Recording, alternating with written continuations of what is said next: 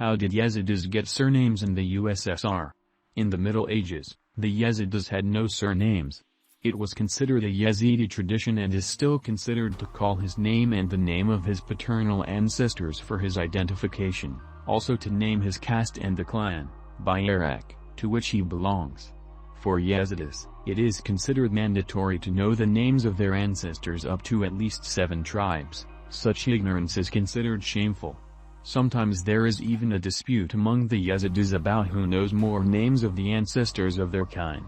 This number can reach up to 12, or even more. Surnames among the Yazidis appeared in the early 20s of the 20th century during the Soviet certification. Having settled in Armenia and Georgia, with the creation of the USSR and the process of certification, the Yazidis received documents, so they were given surnames. They were asked what their father's or grandfather's name was, and new surnames were created at their discretion. In Georgia, the name of an ancestor, grandfather, father, was attributed to the ending, ev or of. Russian endings were also originally attributed in Armenia, but later the Russian endings were changed to Armenian yen.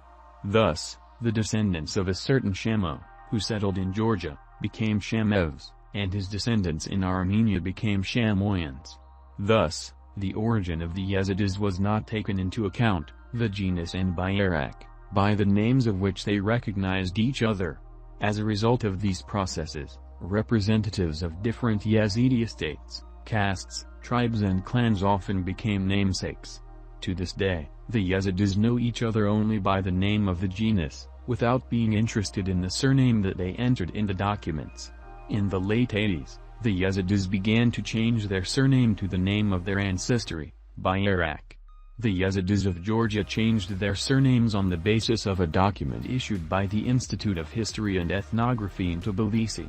Later, this example was followed by the Yazidis of Russia. This is how the surnames Desni, Ankazi, Bravi, Izbia, Amarkali, Hani, Prabari, Katani, Shamzani and so on appeared.